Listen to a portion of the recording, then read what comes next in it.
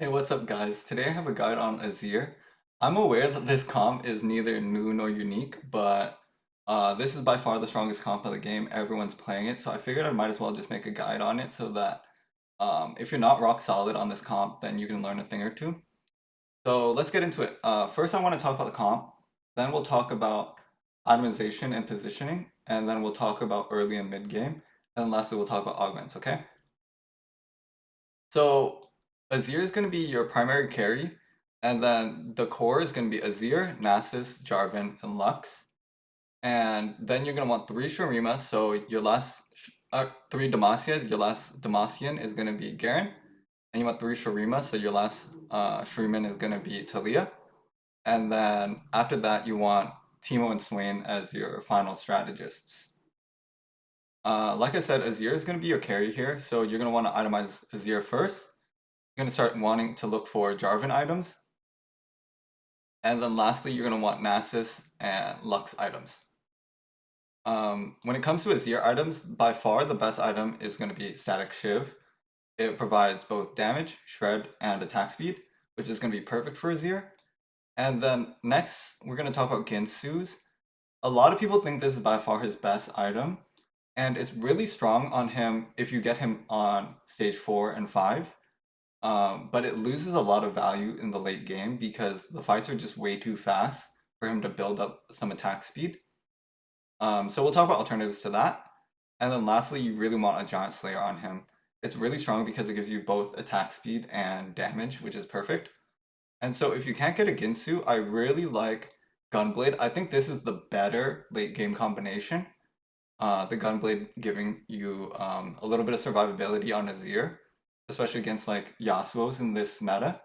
And then it gives your front line a little bit of healing as well. Or this is the best damage combination right here, is going to be Jeweled Gauntlet late game.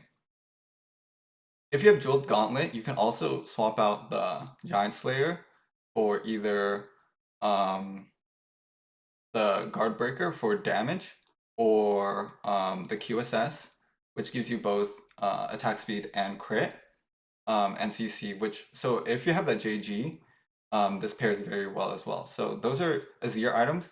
Once you get that down, you really want some Jarvan items. The best item is Vow, because it gives you the flat 45 mana for the pretty much instant cast on him. Gives you some tankiness. And then you're going to want Sunfire Cape.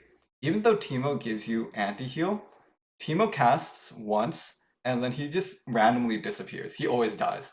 So he's not very reliable. So you're still getting a lot of value from the anti-heal on Sunfire Cape. And then once he kind of ults into the backline, now you're spreading Sunfire Cape to the backline as well. So once you get these two items, you should start looking for Nasus and Lux items. This combination on Lux is just makes her incredibly powerful. Because of the 4 strategists giving you 50 AP, and then the 2 sorcerer giving her 25 more AP, you just want to scale that through crit and Giant Slayer here. The reason Giant Slayer is incredibly strong on her because you're gonna ult a frontline unit right off the bat, and so having a Giant Slayer will just melt any type of tank.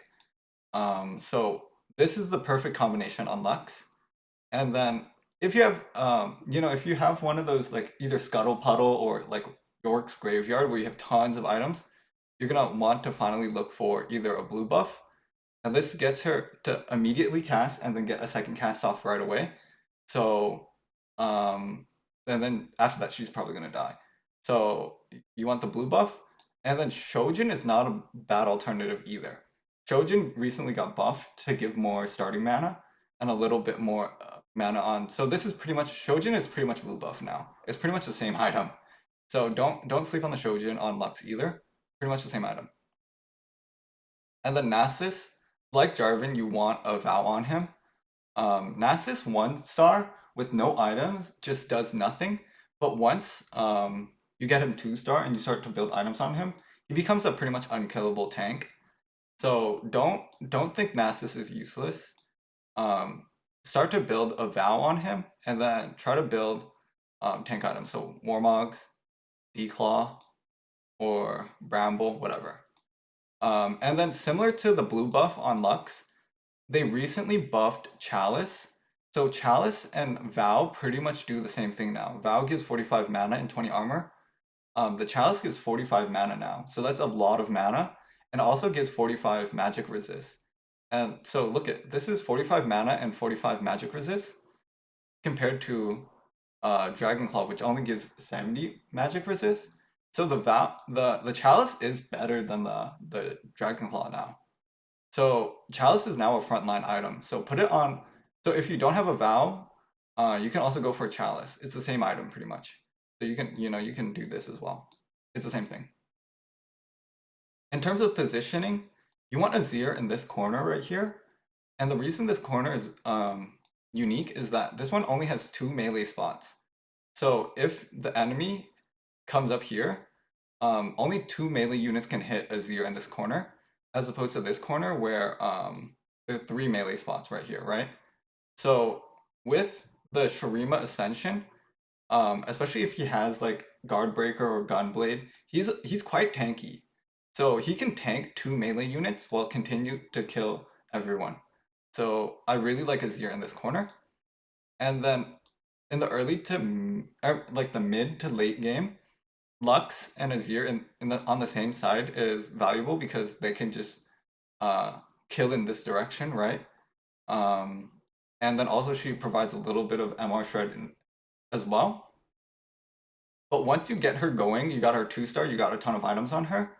You want to move her over onto this corner, shift everything over. And so that way they can kind of spread their damage and you aren't susceptible to like an AoE in this corner. And then lastly, because a lot of people are running Lux, Lux will pretty much always target these 2 corners here. So Garen, unlike Nasus, is useless. So Garen, no matter what you do to him, 2-star him, put a ton of items on him, he's gonna be useless. So just put him in the corners here so that Lux wastes her ult on Garen. So put him in these 2 corners, and that way you protect your Nasus, because Nasus takes a little bit of time to cast a spell, and once he casts a spell, now he becomes a beast. So give Nasus a little bit of time to ramp up. And then Jarvan, you just want to place Jarvan wherever you think you can ult their backline, right? So generally in this corner here, or either here or sometimes here, don't greed the 5 armor and MR from the Jarvan Demacia aura. Just position him wherever. The 5, it's much better for a good positioning than getting that 5 armor and MR. Oh, I'd also like to mention, because of Demacia, Demacia gives your strongest Demacian unit a Radiant item. It's much better on Jarvan than it is on Lux. The reason is, when you have two item Lux, for example, the 3rd item doesn't add a lot of value. A lot of the Radiant AP items kind of suck in my opinion, as opposed to Jarvan. A lot of the Radiant tank items makes Jarvan, even like a 1-star Jarvan, will become much tankier than some of the 2-star units. So you really want to look for your Radiant item on Jarvan rather than Lux. So that's why you want to build 2 items on Jarvan immediately, and then start to build up Lux. And then look to build 3 items on Lux so that you can guarantee the Radiant item on Jarvan. So 2 items on Jarvan, and then slowly build up to 3 items on Lux. So you can always get that Jarvan. Okay, so that's pretty much the comp. I quickly did like an item prioritization. You can't have too many bows. You're gonna need like sometimes 3 to 4 bows for this comp. So whenever you get an option to pick a bow from Carousel or from like an anvil, you try to grab a bow. And then the rod is next up on the list. Rod will either be an item for Azir, it'll be an item for Lux. If you miss the Shiv, then you can still build a Spark with the rod. So rod is next up. And then the tier is really strong right now because tier is either a Lux item, it's a Azir item, or it's an item, a frontline item on Jarvan or Nasus, being the Vow or the Chalice.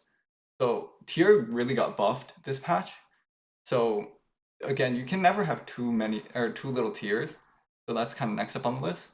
And then the sword might be either B or C. It's generally either just a gunblade or a GS. So you want one or two swords. But other than that, you don't want too many of these. And then I think also the cloak recently got buffed in that now you can build chalice with the cloak. And then in an AP meta, you can build Dragon Claw. So the cloak, if you have these four options of these utility tanky items, the cloak is really good. In addition to the glove here, the glove is either guard breaker or JG. But you don't want glove early. Glove early is kind of useless. You want this kind of you kind of look for this on like the stage 4 carousel. So don't look for glove until later game. And then you really don't want to see more than one or two belt and chain vest. So if you have the option, never grab these two. You'll likely natural one or two of these. So that's it. So don't grab more than one or two of these chain vest or belt. And then lastly is the spatula. The spatula is useless on this comp. And so if you get a spatula from creeps and you stumble upon a reforger, immediately reforge this. It's useless. Okay, so early game, pretty straightforward. You want to be holding the bruisers, the sorcerers, and the void for the most part. So level 4 on stage 2, this is typically my board. I think Renekton is probably the best one cost unit. He's tanky, he provides damage. He's just, if you can get him 2-star, your stage 2 is really solid. And then I think following Renekton, I think Orianna is the second best one cost unit. She's a lot of people put her backline because she's a sorcerer, but she's pretty much a pseudo tank. You want to put her frontline.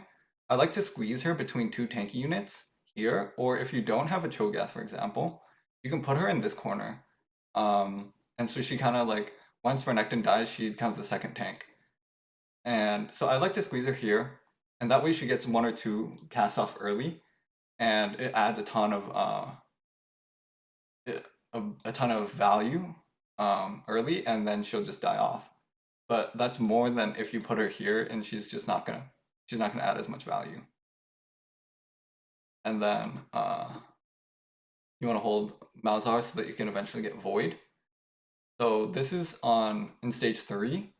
You're gonna want to get Void in through Vel'Koz, and then you really want to find Swain as soon as possible and Teemo. These are you're gonna hold Swain and Teemo pretty much all game, and so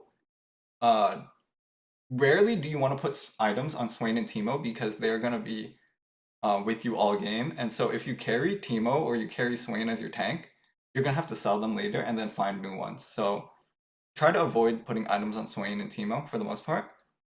But yeah, so this is the 3 Void mid game. And it is 3 sorcerers, but that's okay. I think that's fine. Or you can do the alternative. If you can't find Vel'Koz, you want to look for Tark. And this is going to be your stage 3 mid game with Orianna. And then since you have such a front line, now you can pull Orianna back a little bit. Again, I made a quick tier list. These are all must holds. So you're gonna want to hold all the Malzahars, all the Cho'Gaths, all the Oriannas, and all the Renektons. And then this is the 2 cost carries. You're gonna be holding these pretty much all games. So I'm willing to lose Econ for the Swain and the Teemo. Swain is a godlike unit right now, so hold all the Swains as possible, as many Swains as possible. And then Teemo, it just provides so much good traits. So you're gonna want to hold Teemo. And then here, you really want one or the other, Vel'Koz or Tark. Generally, you don't want both of these because it's just gonna cost you a lot in the mid game. So ideally, you get Vel'Koz. If you miss Vel'Koz, start to hold Terex, and that can give you the 4 sorcerers. And then for honorable mentions, I really like Cassiopeia. Not because she's Shurima. Shurima early game is kind of useless. but I like Cassiopeia just because she is probably the best AP item holder. So I use her to hold my Azir items or my Lux items early, and then slowly transition and sell her for when I find Lux or Azir or a two cost or 2-star Vel'Koz. And then Kassadin is your second kind of void option, the alternative to these guys, but I think the 1-cost ones and Vel'Koz are just a lot better than Kassadin. A lot of people like the Kassadin Tart combo for Bastion, but it's just not worth it. So I hold the Kassadins, but I don't lose econ over them. And then Talia, she's a multicaster, she's a Shurima, but early game she's just not as valuable as these guys.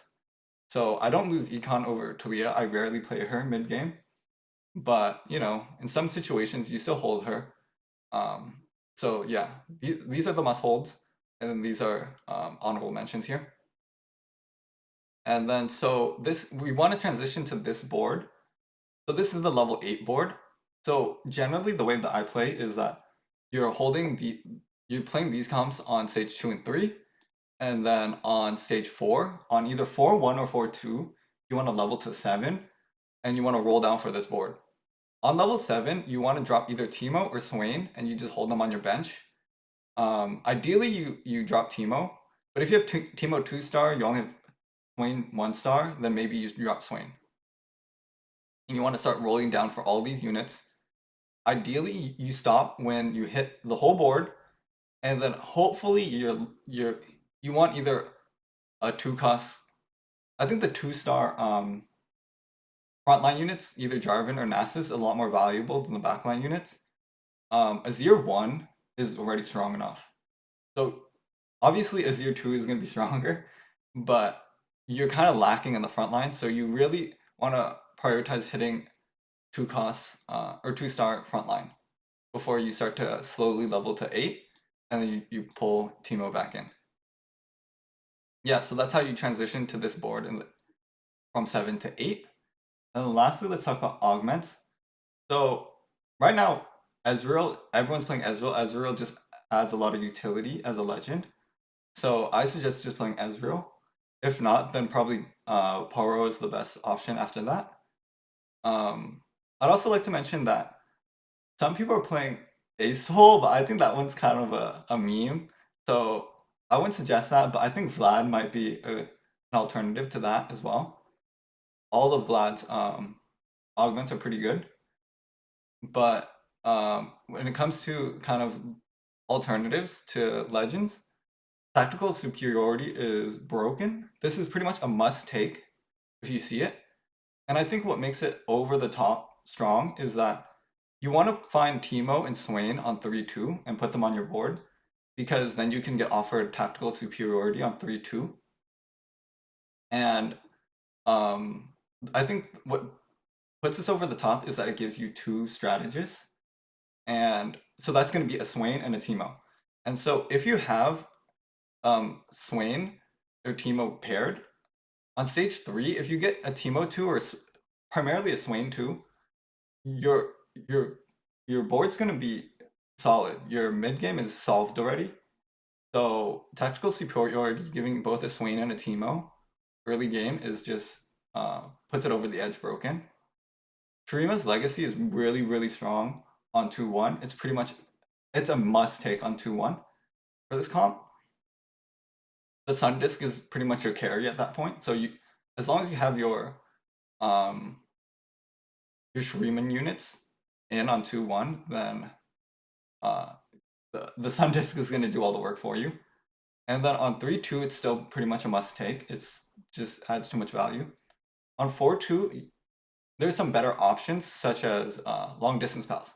Long distance pals is the holy grail. You're looking for long distance pal on this comp, because with 4 strategists, you're giving 50 AP to the backline, and then you can long distance pals Azir and Lux here, and this is pretty much makes them godlike units. And so if you see long distance pal, this is a must take as well. And then lastly, I want to mention too healthy. I think too healthy is the final must-take augment in this comp, because you're gonna be running Swain, Talia, and Teemo, and so that gives you 333 HP for the whole board, and I think that's like stronger than some prismatic augments. So too healthy is a must take. It's offered on 2-1 and 3-2. So this helps your early game, and then on your late game you lose no value from it. So too healthy is a must take. I think this is also over the top broken. Anyway, that's it for this video. Please like and subscribe, and I'll be putting out more videos in the near future. Okay, peace.